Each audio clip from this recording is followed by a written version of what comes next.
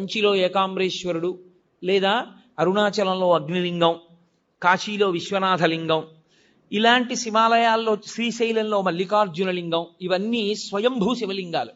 తమంత తాముగా ఏర్పడ్డ, ఎవరు ప్రతిష్ఠ చేయలేదు. స్వయంభూ శివలింగం దగ్గరికి వెళ్ళి మీరు ఒక్కసారి అభిషేకం చేశారనుకోండి, కొన్ని కోట్ల పర్యాయములు మీరు అభిషేకం చేశారు అని వేస్తారు. మీరు స్వయంభూ శివలింగం దగ్గరికి వెళ్ళి శివ శివ అన్నారనుకోండి, లెక్కలేదు అంత శివనామం చెప్పాడు అని వేస్తారు. స్వయంభూలింగం దగ్గర మీరు ఏది చేసినా దానికి వచ్చేటటువంటి ఫలితమును చెప్పుట సాధ్యము కాదు. అది స్వయంభూలింగం. ఇక రెండవది దైవీలింగములు అంటారంటే దేవతలే వచ్చి ప్రతిష్ఠ చేస్తారు. మీకు ఈ పక్కనే ఉందిగా అమరేశ్వరం, అది సాక్షాత్తుగా ఇంద్రుడు ప్రతిష్ఠ చేశాడు. అలా దేవతలు ప్రతిష్ఠ చేసినటువంటి శివాలయం అయితే అది దివ్యలింగములు అని పిలుస్తారు. ఇక మూడవది ఆర్షలింగములు అంటారు. ఆర్షలింగములు అంటే ఋషులు ప్రతిష్ఠ చేసినవి. ఋషులు ప్రతిష్ఠ చేసిన శివాలయం దగ్గరికి వెళ్ళి, శివలింగం దగ్గరికి వెళ్ళి మీరు ఏదైనా ఓ పూజ చేశారనుకోండి, 1,00,000 మార్లు చేసినట్లు మీ ఖాతాలో వేస్తారు. ఓ మారేడుదలం ఋషి ప్రతిష్ఠ చేయబడిన అగస్త్య ప్రతిష్ఠ శివలింగము అన్నారనుకోండి, మీరు బిలవదళం వేశారనుకోండి, 1,00,000 మార్లు వేశారని గుర్తు. అందుకే యాత్ర చేసేటప్పుడు గురువు గారితో చెయ్యండి అని ఎందుకంటారో తెలుసా? ఈ తేడా తెలియడానికి. లేకపోతే అక్కడ నువ్వు గిరగిరా తిరిగి వచ్చేస్తే ఏమి సంపాదిస్తావు అక్కడికి వెళ్ళి? ఒరే, దానికి బ్రహ్మసూత్రం ఉందిరా, కాస్త తేనె పోయి హుండీలో ఓ 10 రూపాయలు వేయిరా, ఇంకొక మాట సాష్టాంగం చేయరా అని గురువుగారు చెప్తే కదా నువ్వు ఫలితం పొందేది. నీకు బ్రహ్మసూత్రం అంటే తెలియదు, శివలింగం మీద గీత ఎందుకుందో నీకు తెలియకపోతే నువ్వు వెళ్ళి కూడా ఏం చేసుకుంటావు ఆ క్షేత్రానికి? అందుకని గురువుతో వెళ్ళండి తీర్థయాత్రకి అనడానికి కారణం అక్కడ వచ్చింది. కాబట్టి ఆర్షలింగము ఋషి ప్రతిష్ఠ, రాక్షసలింగములను ఉంటాయి. వాటికి పూజ చెయ్యకూడదని నియమం ఉందని మీరు అనుకునేరు, తప్పు. రాక్షసులు ప్రతిష్ఠ చేస్తారు. రాక్షసుల చేత ప్రతిష్ఠింపబడినటువంటి లింగం దగ్గరికి వెళ్ళి పూజ చేస్తే 10,000 రెట్ల ఫలితాన్ని ఇస్తారు. మానుషలింగములు అంటారు. మనుష్యులు ప్రతిష్ఠ చేసినటువంటి శివలింగాలు. ఇదిగో ఇప్పుడు ఇక్కడ ఉన్నటువంటి దేవాలయంలో ఉన్నటువంటి శివలింగం. అటువంటి శివలింగాలు మీరు దర్శనం చేసుకుని, అభిషేకం చేసుకుని, పూజ చేసుకుని మీ భక్తి చేత ఇతోధికంగా దాన్ని పెంచుకోవాలి. బాణలింగము అని ఒక లింగం. బాణలింగము నర్మదా నది ప్రవాహమునందు నీటి ఉరిపిడికి రాళ్ళు శివలింగాలుగా మారుతాయి. వాటిని బాణం అంటారు. అసలు నిజంగా పంచాయతనంలో బాణమే ఉండాలి. కాబట్టి బాణలింగము అంటారు. ఆ బాణలింగం సృష్టిలో తనంత తానుగా నీటి ఉరిపిడికి వస్తుంది. అలాగే చిట్ట చివర వచ్చేటటువంటిది దైవీలింగము. ఇందాక నేను మీతో మనవి చేశానే, అరకు లోయలో పడితే వస్తుంటుంది శివలింగం అని. అలా వచ్చినటువంటి శివలింగాలు. శివలింగాలు ఇన్ని రకాలుగా వస్తాయి. కారణం ఏంటంటే కేవలము మనుష్యుల్ని ఉద్ధరించుట కొరకు. మీరు ఒక శివలింగం దగ్గరికి వెళ్ళి చేసినటువంటి ఉపాసన మీకు అంత శక్తినిస్తుంది. అందుకే ప్రత్యేకంగా కోరి కోరి కోరి కోరి వెడతారు తీర్థయాత్ర. వెళ్ళి అక్కడక్కడ ఉండేటటువంటి శివలింగాల్ని దర్శనం చేసుకుని తిరిగి వస్తుంటారు. కారణం ఏమి అంటే ఇదే ప్రధానమైనటువంటి కారణం.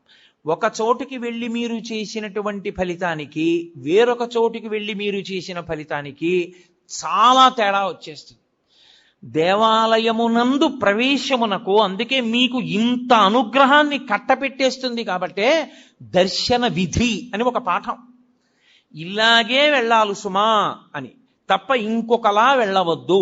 శివాలయంలో మీకు వెంటనే అనుగ్రహం కలగాలి అని అనుకుంటే, మీరు వెళ్ళిన దాంట్లో ఒక్క నిమిషం వృధా కాకుండా పరిపూర్ణంగా శివానుగ్రహం పొందాలి అనుకుంటే ఎలా బయలుదేరాలో చెప్పింది శాస్త్రం. త్రిపుండ్రములను ధరించి బొట్టు పెట్టుకుని పంచ కట్టుకుని ఉత్తరీయాన్ని తీసి నడుముకి బిగించుకుని మీద ఉత్తరీయం వేసుకోకుండా శివాలయం బయటే చెప్పులు విడిచిపెట్టి కాళ్ళు కడుక్కుని కుడికాలు ముందు పెట్టి లోపలికి వెళ్ళి మొట్టమొదట రాజగోపురాన్ని చూసి తర్వాత శివాలయ గోపురాన్ని చూసి అప్పుడు మీరు శివాలయం దగ్గరికి వెళ్ళి నంది దగ్గర మాత్రమే మీరు ప్రదక్షిణాన్ని ప్రారంభం చేయవలసి ఉంటుంది. కాబట్టి నందీశ్వరుడి దగ్గర ప్రదక్షిణాన్ని ప్రారంభం చేసి వెళ్ళేటప్పుడు దేవాలయంలో మహామంటపము, అర్ధమంటపము, ముఖమంటపము అని 3 మంటపాలు ఉంటాయి. ఈ 3 మంటపాలు దేనికి గుర్తు అంటే స్థూల సూక్ష్మ కారణ శరీరములకు గుర్తు. ఈ 3 శరీరములను నేను అధిగమించేటటువంటి అదృష్టం నాకు కలగాలని కోరుకోవడం ముఖమంటపాన్ని మహామంటపాన్ని అర్ధమంటపాన్ని ముఖమంటపాన్ని దాటాలి. దాటేటప్పుడు శివాలయానికి ప్రదక్షిణం చేస్తే ఒక్క మారు చేస్తే చాలు, 3 మార్లు చేస్తే విశేషం. ఎందుకని 3 మాటలు? భగవాన్ రమణ మహర్షి ఎందుకు గిరి ప్రదక్షిణం చెయ్యాలి అన్నదానికి చెప్తుండేవారు. అంటే మీరు ప్రదక్షిణం చెయ్యడానికి కాళ్ళు కదుపుతుంటే మీ పాపములు కాలిపోతాయి. మీరు ఏ కోరికతో అలమటిస్తున్నారో ఆ కోరికలు ఇవ్వబడతాయి. మీరు ఏ కోరిక లేకుండా ప్రదక్షిణం చేస్తుంటే అంటే జన్మాంతరములందు చేసిన పాపములు కూడా కాలిపోతాయి.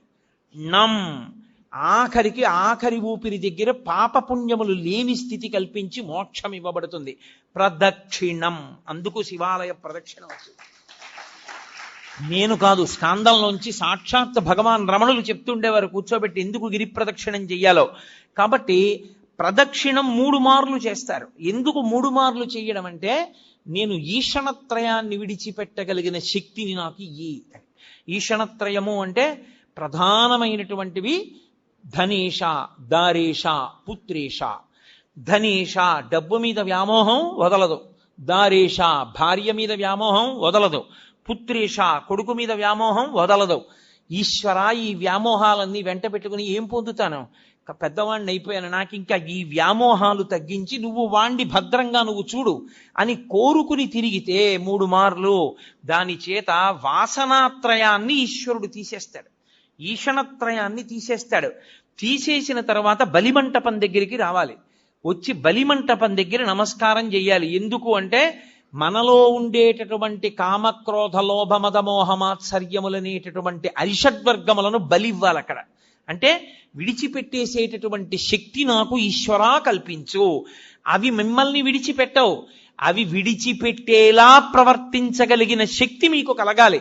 వాటికి అసహ్యం వెయ్యాలి. అబ్బా వీడిని పట్టుకుంటే ఏమొచ్చిందిరా, వీడేమి మనం కోరుకునేటట్టుగా ప్రవర్తించడని వెళ్ళిపోవాలి. కోపం రాదు ఆయనకి, ఓర్పు, కోపము స్థానమునందు ఓర్పుతో గెలుస్తాడు. కామము ఈశ్వర కామంగా మారుస్తాడు. ఇలా మార్చగలిగిన శక్తి దేని వలన వస్తుంది అంటే బలిమంటపం దగ్గరికి వెళ్ళి నమస్కారం చెయ్యాలి. అంతేకాని బలిమంటపం దగ్గర ఏ నమస్కారం చేయకుండా దాటకూడదు. అరిషడ్వర్గములను విడిచిపెట్టడానికి బలిమంటపానికి నమస్కారం చెయ్యాలి. అమ్మ ఎందుకమ్మా పిల్లాడితో ఎంతమంది మీ చుట్టూ ఉన్న వాళ్ళు ఇబ్బంది పడుతున్నారు? నేను చెప్పే వరకు మీరు గమనించలేరా? ఎంతమంది దృష్టి కేంద్రీకరణ పాడైపోతోంది. కాసేపు ఎందుకు పిల్లాన్ని తీసుకుని బయటికి వెళ్ళరు? బయటికి వెళ్ళండి పిల్లాన్ని తీసుకుని. కాబట్టి బలిహరణ మంటపము, దాని దగ్గర మీలో ఉండేటటువంటి అరిషడ్వర్గములను మీరు బలివ్వాలి. బలివ్వడము అంటే ఏదో జంతువుల్ని తీసుకొచ్చి చంపేయమని కాదు నా ఉద్దేశ్యం. వాటిని అధిగమించగలిగినటువంటి శక్తి ఈశ్వర కృపాకటాక్ష వీక్షణముల చేత మీకు అబ్బాలని కోరుకోవడం, అది బలిమంటపం దగ్గర నమస్కారం. తర్వాత ఈశ్వరుడి యొక్క వాహనానికి నమస్కారం చేస్తారు. నందీశ్వరుడు, గరుత్మంతుడు వీళ్ళు వహిస్తారు పరమేశ్వరుణ్ణి. వహించడం అంటే వీపు మీద కూర్చోబెట్టడం కాదు, ఎప్పుడు గుండెల్లో పెట్టుకుంటారు. అందుకే నంది చూపు శివుడి మీద ఉంటుంది, పృష్ఠభాగం ప్రపంచానికి ఇస్తాడు. ఆయనకి ప్రపంచంతో సంబంధం లేదు, పరమేశ్వరుడితో సంబంధం. ఎప్పుడు నిరంతరం నిన్ను గుండెలో పెట్టుకుని ఆరాధన చేసేటటువంటి ఈ వాహనం ఎటువంటిదో, పరమేశ్వర నేను కూడా నిన్ను గుండెల్లో పెట్టుకుని ఎప్పుడూ నీ గురించి స్మరణ చెయ్యగలిగినటువంటి భక్తి నాకు కల్పించు. కాబట్టి వాహనానికి నమస్కారం చెయ్యాలి. ఒక్క శివాలయం దగ్గర మాత్రం వాహనానికి నమస్కారం చేస్తే కుదరదు. ప్రదోషం దాటిపోతే, ప్రదోషము అంటే సాయంకాలం అసుర సంధ్య వేళ, అసుర సంధ్య వేళ ప్రత్యేకంగా పరమేశ్వరుడు ఈ భూమండలం మీద కదులుతాడు. 2 ప్రదోష వేళలో తాండవం చేస్తాడు. దేవతలందరూ శివాలయం దగ్గరికి ఎడతారు. అందుకే ప్రదోష వేళలో ఒక్క శివాలయానికే దర్శనం. 2 నరసింహస్వామి దర్శనం చెయ్యవచ్చు, దోషం లేదు.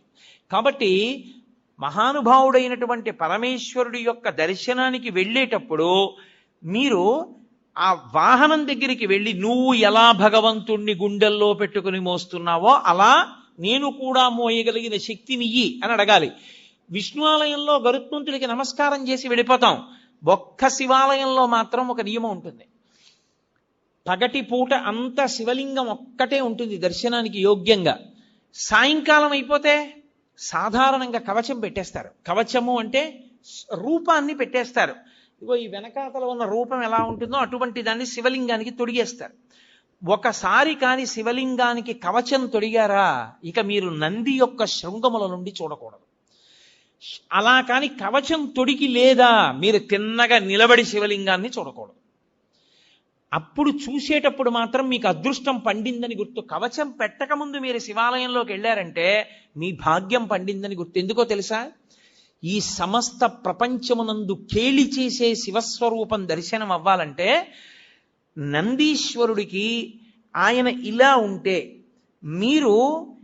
మీకు ఎడం పక్కన నంది ఉండేటట్టుగా వచ్చి మీ ఎడం చేత్తో ఆయన యొక్క పృష్ఠభాగంలో అవయవాన్ని ఒక్క లిప్తకాలం పట్టుకోవాలి. కుడి చేతి బొటన వేలు చూపుడు వేలు శృంగముల మీద ఉంచాలి. ఉంచి వృషస్య వృషణం స్పృష్ట్వా శృంగ మధ్యే శివాలయం దృష్ట్వా క్షణం నరోయాతి కైలాసే శివదర్శనం. ఇలా పెట్టి తర్వాత ఎడం చేత్తో పట్టుకుని ఒక్కసారి ఇలా నొక్కి వదిలేయాలి. అలా నొక్కి వదిలినప్పుడు ఆయన ఊపిరి అని ఆగుతుంది.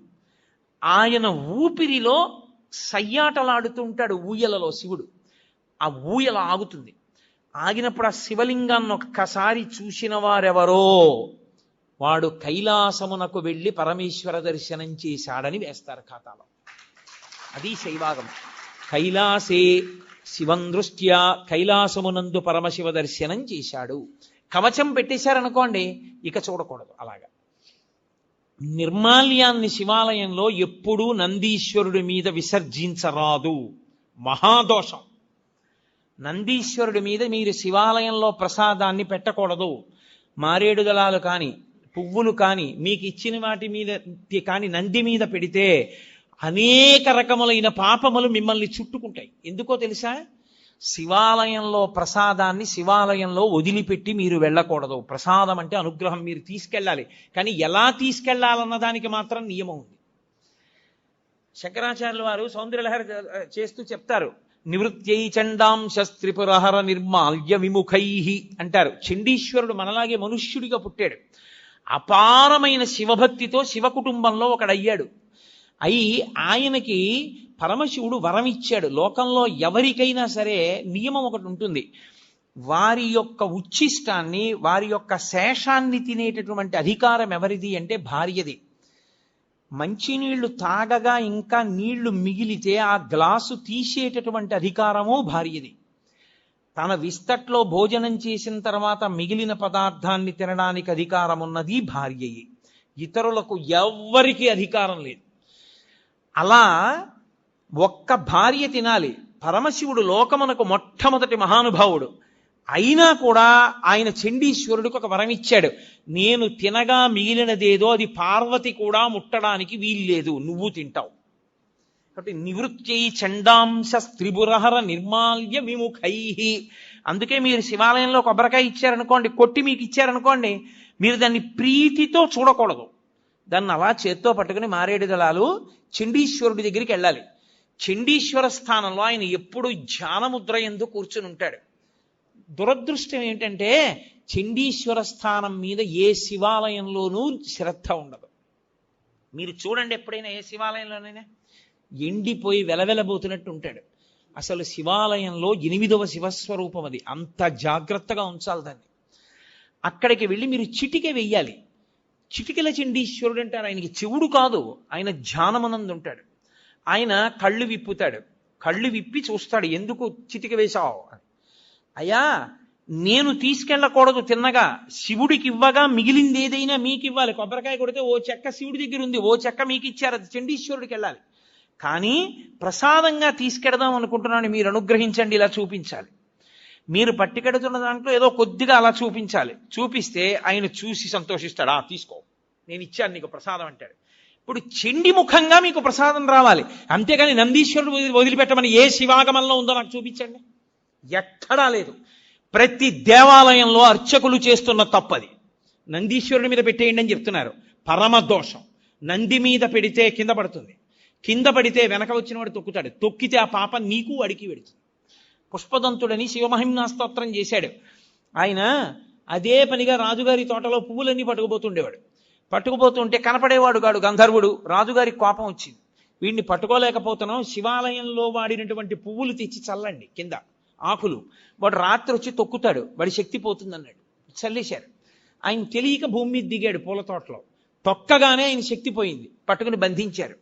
అప్పుడు ఆయన శివమహిమ్నా స్తోత్రం చేశాడు. నందీశ్వరుడి దంతాల మీద ఉంటాయి ఇప్పటికీ ఆ శివమహిమ్నా స్తోత్ర శ్లోకాలు. ఒకప్పుడు నేను మహాభక్తుడను ఆయన వెళ్ళి పరమేశ్వరుడి దగ్గర శివమహిమ్నా స్తోత్రం జరిగితే నంది పళ్ళికి లిజ్జట్టిలాగా ఆయన పళ్ళ మీద కనబడ్డాయి శ్లోకాలు.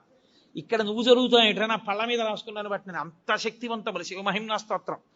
కాబట్టి ఆ గంధర్వుడు శివమహిమ్నా స్తోత్రం చేస్తే మళ్ళీ శక్తి వచ్చి వెళ్ళిపోయాడు. కాబట్టి శివ నిర్మాల్యాన్ని తొక్కకూడదు. తొక్కకూడని శివ నిర్మాల్యాన్ని ఆ నందీశ్వరుడి మీద పెట్టించడం ఏంటి తప్పు కాదు. విభూతి దాని మీద చల్లేయండి అన్నాం, నిర్మాల్యం నంది మీద పెట్టి వెళ్ళిపోండి అన్నాం. అసలు శివాలయంలో ఉన్న అర్చకులు మొదట తెలుసుకోవాలి, అలా మనం చెప్పకూడదు. చండీశ్వర స్థానానికి చూపించి మీరింటికి పట్టుకెళ్ళండి అని చెప్పాలి. ఆ మారేడు దళం చక్కగా మీరింటికి పట్టుకెళ్ళచ్చు, కళ్ళకు అద్దుకోవచ్చు, ఎక్కడో నీళ్లలోనో మొక్కలోనో పెట్టేసేయచ్చు. మీ ఇంటికి పట్టుకెళ్ళాలి, గడప దాటాలి ప్రసాదం, గడప దాటి ఇంటికి వస్తేనే శివానుగ్రహం. మీరు ఎక్కడో వదిలిస్తే ఇంకా ప్రసాద తిరస్కారం చేస్తే మీకు అనుగ్రహం ఎక్కడి నుంచి వస్తుంది? మీరు నంది మీద పెట్టి కింద బారేసి అదే ప్రసాదం తీసుకోవాల్సిన విధానం శివానుగ్రహాన్ని పొందడానికి. కాబట్టి ఒక్క శివాలయంలో మాత్రం వాహనం దగ్గరికి వెళ్ళేటప్పటికి నియమం మారుతుంది. అక్కడికి వెళ్ళి నమస్కారం చేసి వెళ్ళిపోతానంటే కుదరదు. మీరు కవచం పెట్టకపోతే ఆయన శృంగములలోంచి శివదర్శనాన్ని చెయ్యవలసి ఉంటుంది. చేశారు, ప్రదక్షిణం చేసి వచ్చారు, ప్రదక్షిణం చేశారు, 3 మంటపములను దాటారు. ఇప్పుడు మీరు శివసన్నిధి యందు నిలబడ్డారు. నిలబడితే లోపల ఎప్పుడైనా సరే ఒక విషయాన్ని జ్ఞాపకం పెట్టుకోండి, ఏ దేవాలయం లోపల అయినా విద్యుత్ దీపం వెలిగితే ఉత్తర క్షణంలో ఏ పని చేసినట్లు గుర్తో తెలుసా? మీ గురువు గారి పట్ల మీరు అపచారం చేశారని గుర్తు. మీ గురువుని తిరస్కరిస్తే, మీ గురువుకి అపచారం చేస్తే, మీ గురువుని విమర్శిస్తే, మీ గురువుని చులకన చేస్తే ఏ దోషం వస్తుందో అంతరాలయంలో విద్యుత్ దీపం పెడితే అదే దోషం వేస్తారు. అందుకే మీరు ఇప్పటికీ చూడండి, ఏ పెద్ద పెద్ద గుళ్ళల్లోనూ ఎలక్ట్రిక్ లైట్ వేయరు. ఎందుకు వెయ్యరో తెలుసా? ఒక్కటే కారణం, అంతరాలయంలో ప్రధానమూర్తి దగ్గర వెలిగే దీపమే గురువు. గురువు ఒక్కడి అనుగ్రహంతో ఈశ్వరుడు కనపడతాడు. ఆయన అక్కర్లేదని తీసేస్తే త్రిశంకుడు అయిపోయినట్టు గుర్తు. నాకు ఆ దీపపు కాంతిలో కనపట్టలేదు, నేను ఎలక్ట్రిక్ లైట్ పెట్టుకుంటానంటే నువ్వేం గురువయా, నువ్వు మాకు అక్కర్లేదని చెప్పి ఇంకొన్ని పెట్టినట్టు లెక్క. ఆ అంతరాలయమునందు వేరొక దీపము, విద్యుత్ దీపం ఉండరాదు, ఒక్క నూనె దీపమే.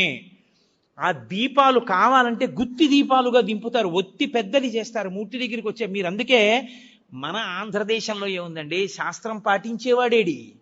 మీరు దక్షిణ దేశం వెళ్ళండి, ద్రవిడ దేశం ప్రత్యేకం, ఏ దేవాలయంలో ఎలక్ట్రిక్ ల్యాంప్ వేరు.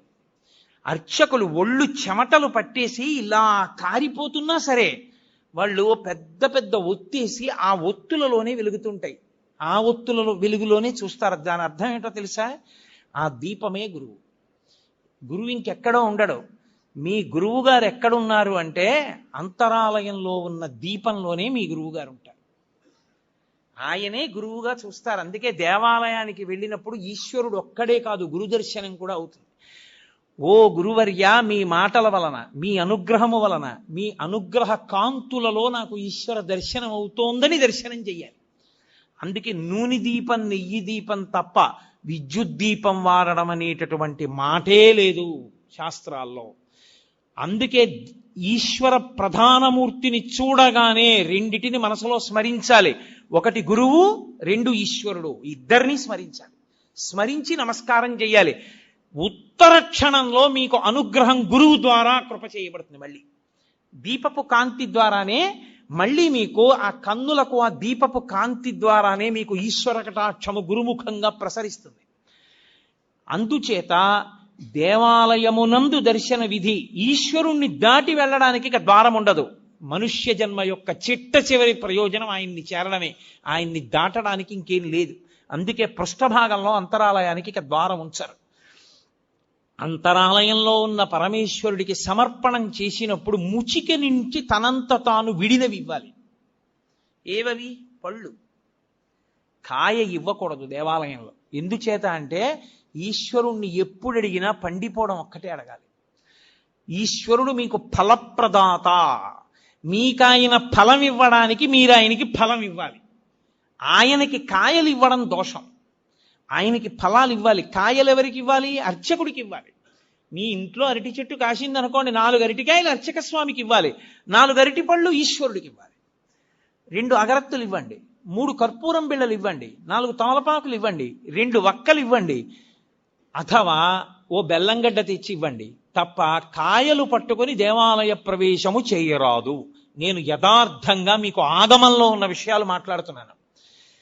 అలా ఎవరు వెళ్ళి దేవాలయానికి నమస్కారం చేసుకుని బయటికి వచ్చి ఒక్క క్షణం కూర్చోవాలి. కూర్చుని మీరు ఏం చూశారో దాన్ని స్మరించాలి. మిగిలినవన్నీ ఎలా ఉన్నా తప్పకుండా దేవాలయంలోంచి బయటికి వచ్చేసేటప్పుడు మనసులో ఒకటి నిలబడాలి. ఆ పక్కన వేలాడుతున్నటువంటి దీపంలో పక్కకి ఉన్న పెద్ద ఒత్తి, దాని వెలుతురు, ఆ వెలుతురులో ఈశ్వరుడు చూడాలి. ముందు గుత్తి దీపం, ఒత్తికున్న జ్వాల, జ్వాలలో ఈశ్వరుడు. ఇప్పుడు గురువుగారి పాదములు, గురువుగారి అనుగ్రహముగా ఈశ్వరుడు. మీరు సర్వశ్రేయస్సులు పొందేస్తారు. కళ్ళు మూసుకుని ఆ దర్శనం చేసి బయటికి రావాలి. అది ఏ గురువు అనుగ్రహంతో గుడివేపుకి నడిచారో ఆ గురువు అనుగ్రహంతో ఈశ్వర దర్శనం చేసి కృతజ్ఞత చెప్పి పైకొచ్చినట్టు. కాబట్టి ఒక దేవాలయ దర్శన విధి ఈశ్వర దర్శనమునందు తెలిసి చేయి, తెలియక చేయి. నువ్వు వెళ్ళేటప్పుడు శివాలయంలో ప్రదక్షిణం చేస్తూ మెల్లగా ఓం తత్పురుషముఖాయ నమః, ఓం అఘోరముఖాయ నమః, ఓం సద్యోజాతముఖాయ నమః, ఓం వామదేవముఖాయ నమః, ఓం ఈశానముఖాయ నమః అని 5 ముఖాలకి నమస్కరించి నువ్వు చక్కగా మౌనంగా ఆ చండీశ్వరుడికి చూపించి ప్రసాదం పట్టుకుని ఇంటికి వస్తే పరిపూర్ణమైనటువంటి శివానుగ్రహాన్ని నువ్వు పొందుతావు. ఆ శివానుగ్రహము వలన నీవు సాధించుకోలేనిదన్నది ఇంకా లేదు లోకంలో. ఏదైనా సరే నువ్వు పొందగలవు. చిట్ట చివరికి సరే, నాకు అది సభాముఖంగా చెప్పడం ఇష్టం లేదు, కానీ తరువుకొస్తున్న మృత్యువుని కూడా వాయిదా వేయించడానికి శివాగమంలో మార్గం చెప్పారు. అన్ని వేళలా నేను దాన్ని వాడుకోమని చెప్పను, కానీ తరువుకొచ్చేస్తున్న మృత్యువుని కొద్ది కాలం వాయిదా వేయాలంటే సుశిక్షితంగా ఉంటే ఆ శివాలయంలో ఒక అభిషేకం చేసి వాయిదా వేయచ్చు. శివాగమం చెప్పింది. ఖచ్చితం, మేం చెప్తున్నాం ఇదే మార్గం, ఇది తప్ప వినా మార్గము లేదని చెప్పేసింది.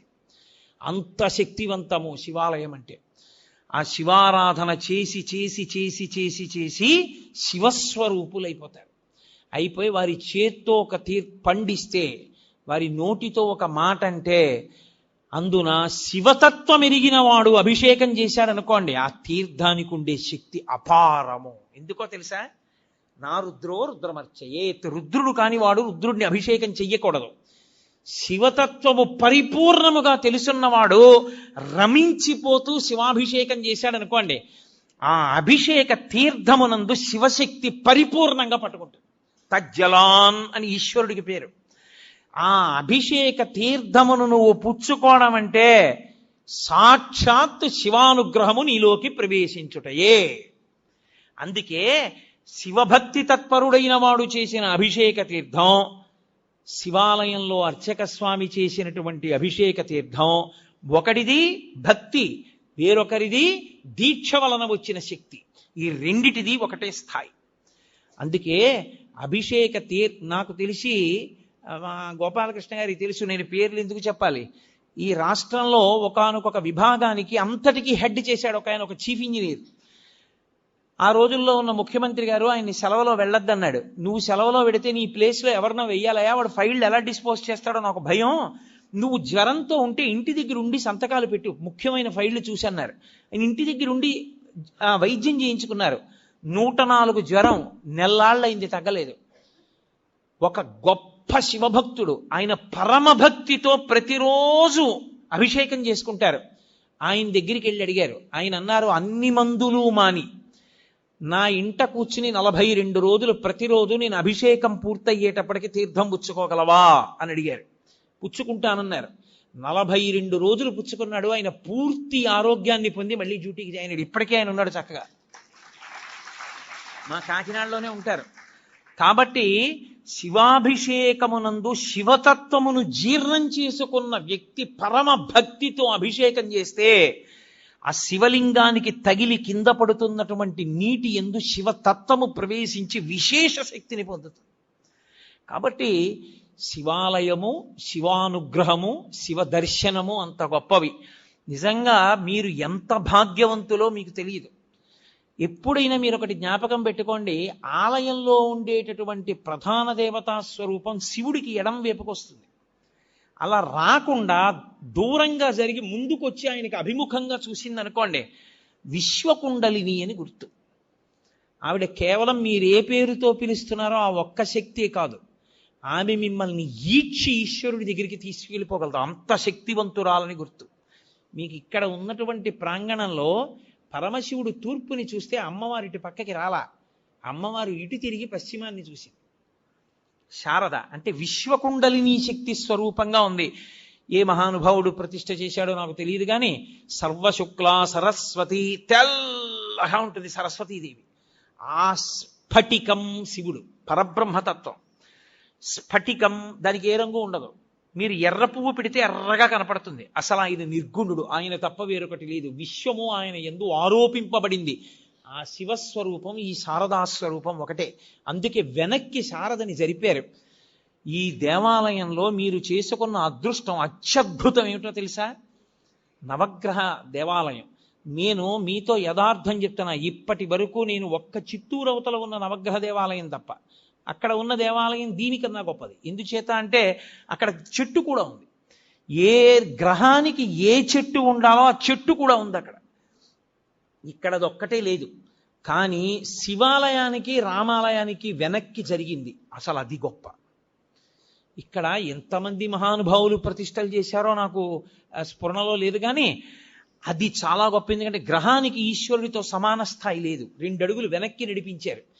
నడిపించి ప్రతి గ్రహం మీద గ్రహానికి సంబంధించినటువంటి గుర్తు, గ్రహానికి సంబంధించిన విశేషం పైన కనపడేటట్టుగా పెట్టి ఆంతరం పెట్టారు. ఎందుకంటే నవగ్రహాలకి లోపలికి వెళ్ళి ప్రదక్షిణం చేస్తే ఇంట్లోకి వెళ్ళకూడదు, కాళ్ళు కడుక్కుని వెళ్ళాలి.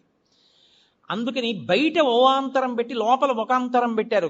గ్రహ ఫలితాలు పొందాలనుకున్న వాళ్ళు లోపలికి వెడతారు, ప్రదక్షిణంగా వెళ్ళిపోదాం అనుకున్నవాడు ఇంటికి వెళ్ళి కాళ్ళు కడుక్కోలేక్కర్లేదు, వెళ్ళిపోవచ్చు. వెళ్ళిపోవడానికి వీలుగా పెట్టారు.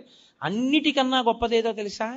శివాలయం విష్ణువాలయం యొక్క నీడ ఒక్క చోట పడేటట్టుగా ఉండి ప్రదక్షిణం చేస్తే వాడు సాక్షాత్తుగా కాశీ క్షేత్రం లాంటి క్షేత్రాల్లో ప్రదక్షిణం చేయడంతో సమానం.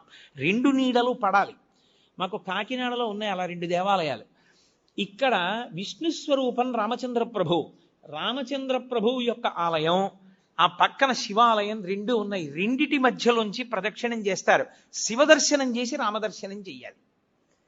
అంత గొప్ప అమరిక. అసలు ఆ కళ్యాణ మంటపం ఒక అద్భుతం. ఆ కళ్యాణ మంటపం మీద 27 నక్షత్రాల యొక్క గుర్తులు. అవి నిజంగా మీరు చూస్తే ధన్యులు. మీ పిల్లలకి చూపిస్తే ఎందుకో తెలుసా? మృగశీర్ష నక్షత్రం ఆకాశంలో ఎలా ప్రకాశిస్తుందో, హస్తా నక్షత్రం ఎలా ప్రకాశిస్తుందో భాద్రపద మాసంలో, అవన్నీ నక్షత్ర శాస్త్రం చదువుతుంటే అబ్బా అలా ఉంటుందా నక్షత్రం ఆకాశంలో అనుకుంటాం. అవి ఎలా ఉంటాయని చెప్పబడిందో 27 నక్షత్రాలు అలాగే చెక్కారు అక్కడ. నేను ఒకరోజు 2 గంటల చుట్టూ తిరిగి చూశాను. 27 నక్షత్రాలని యథాతథంగా అలా పెట్టారు. పెట్టి 27 నక్షత్రాల్లోంచి 12 రాసుల్ని తీసుకొచ్చారు. 12 రాసుల కింద కళ్యాణ మంటపం తీసుకొచ్చారు. నేను పొద్దున్నే అడిగా, ఇక్కడ కళ్యాణం చేస్తారా అని అడిగా. ఆ కింద కళ్యాణం జరుగుతుండగా చూస్తే సమస్త గ్రహదోషములు తిరిగిపోతాయి.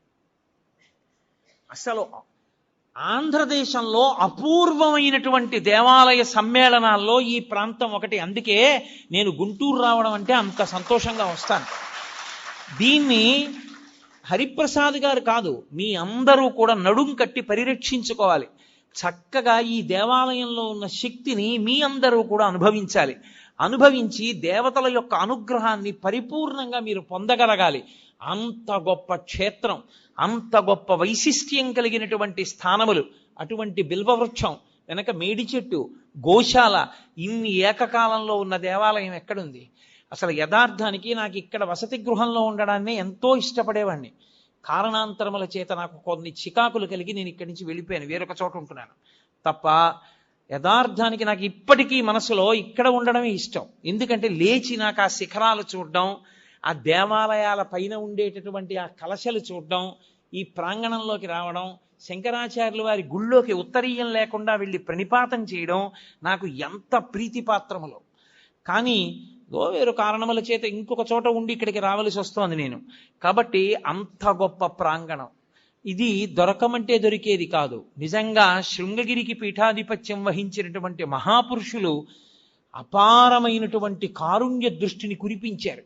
చిత్రం ఏమిటంటే కంచికామకోటి పీఠాధిపతులు కూడా ఇక్కడ ప్రతిష్ఠ చేశారు. నవగ్రహాలు అంటే అయింది నవగ్రహాల దేవాలయం. కాబట్టి కామకోటి, శృంగేరి రెండు పీఠాధిపతులు కలిపి నిర్మాణం చేసినటువంటి దేవాలయాల యొక్క సమ్మేళనం ఉంది ఇక్కడ. ఇంత గొప్ప దేవాలయ వ్యవస్థ కనుక నేను ఇంతకన్నా చెప్తూ వెళ్ళిపోతే దానికి అంతే ఉంటుంది, ఎంతైనా వెళుతుంది. కాబట్టి మీ అందరూ కూడా చక్కగా ఈ దేవాలయాన్ని సేవించండి. నేను పిల్లలకు ఒక మాట చెప్తాను, మీరు ఋతువులు మారుతున్నప్పుడు శారదాదేవి మందిరాన్ని చుట్టూ తిరగండి. మీరు మొట్టమొదట అటువైపు నించోండి, తూర్పు నుంచి కదా కిరణాలు పడతాయి, అక్కడ యాగశాల ఉంది, ఆ యాగశాల దగ్గర నిలబడి చూడండి. మధ్యలో ఒక దళం ఉండి ఇలా తామర దళాలు ఉంటాయి, మూడు మూడు ఉంటాయి.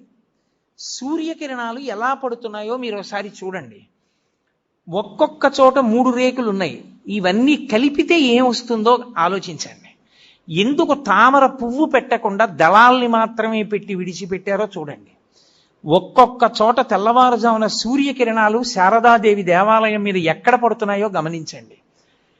4 వైపులా శ్లోకాలు పెట్టారు, ఆ శ్లోకాలు ఏవి పెట్టారో గమనించండి. ఎంత దూరదృష్టితో ఎంత అద్భుతమైనటువంటి సంపదని మీకు ఇక్కడ ఏర్పాటు చేశారో మీరు గమనిస్తారు. ఇవాళ హోమం ఒక్కటి జరుగుతున్న దేవాలయాలు చాలా లేవు. అలాంటిది ఇక్కడ ఎన్నో హోమాలు జరుగుతున్నాయి, అపూర్వమైన హోమాలు. ఆంధ్రదేశంలో ఎక్కడా జరగని హోమాలన్నీ జరుగుతున్నాయి. దేవతలందరూ వస్తారు హోమాలు చేస్తే. అంత పరమ పవిత్రమైన ప్రాంగణం. చక్కగా మీ అందరూ కూడా దీన్ని సద్వినియోగం చేసుకోండి. మళ్ళీ ఈశ్వరుడు అనుగ్రహించిన నాడు మీ అందరినీ కలుసుకుని నేను ఒక వారం రోజులో 10 రోజులో ప్రసంగాలు చేసేటటువంటి అదృష్టాన్ని పొందుతాను. కాబట్టి ఇక్కడతో మీ అందరి దగ్గర సెలవు తీసుకుంటూ మంగళాశాసన పరై మదాచార్య పురోగమై సర్వైశ్చ పూర్వైరాచార్యై సత్కృతాయాస్తు మంగళం. మంగళం కోసలేంద్రాయ మహనీయ గుణాత్మనే చక్రవర్తి తనూజాయ సర్వభౌమాయ మంగళం. ఉమాకాంతాయ కాంతాయ కామితార్థప్రదాయినే శ్రీగిరీశాయ దేవాయ మల్లినాథాయ మంగళం. కరచరణకృతం వా కర్మవాక్కాయజం వా శ్రవణనైనజం వా మానసం వాపరాధం విహితం వా సర్వమేత్తక్షమస్వ శివ శివ కరుణాబ్ధే శ్రీ మహాదేవ శంభో. సర్వం శ్రీ ఉమామహేశ్వర పరబ్రహ్మార్పణమస్తు. స్వస్తి.